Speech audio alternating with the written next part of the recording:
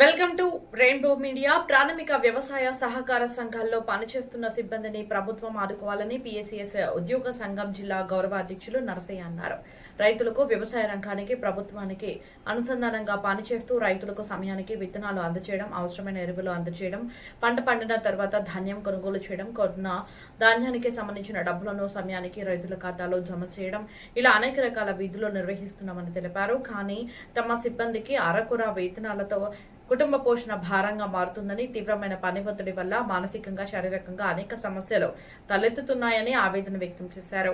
ప్రభుత్వం తమ సిబ్బంది విధులను గుర్తించి మానవీయ కోణంలో ఆలోచించి హెల్త్ కార్డులను అందజేయాలని నరసయ్య కోరారు.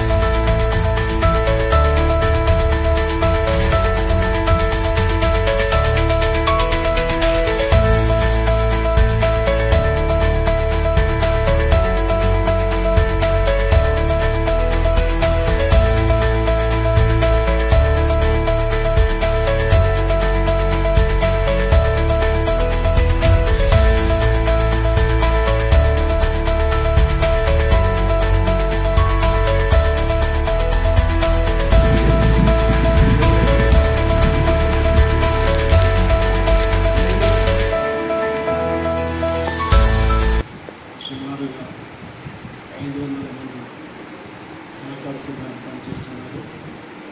వీరందరూ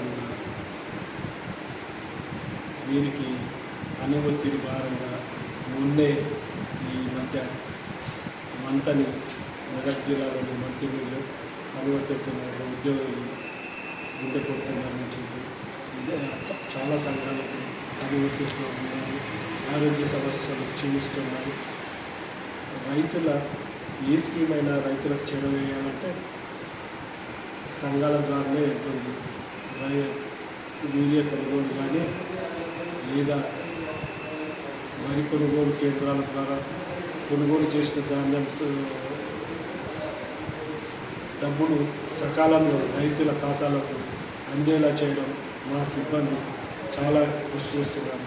వీరికి కూడా హెల్త్ ఇన్సూరెన్స్ వర్తించేలా చేయాలని మన ప్రభుత్వాన్ని విన్నవిస్తున్నాము.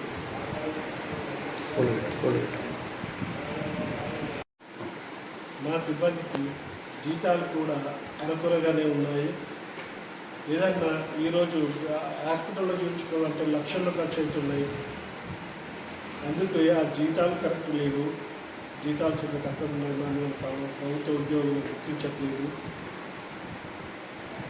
జీతాలు తక్కువ ఉన్నందువలన ఏదో హెల్త్ ఇన్సూరెన్స్ అన్నా ఇస్తే ఇలా అయినా కానీ ఉద్యోగులకు ఈ రూపకంగా హెల్ప్ చేసినట్టు ప్రభుత్వానికి విన్నవిస్తున్నాను.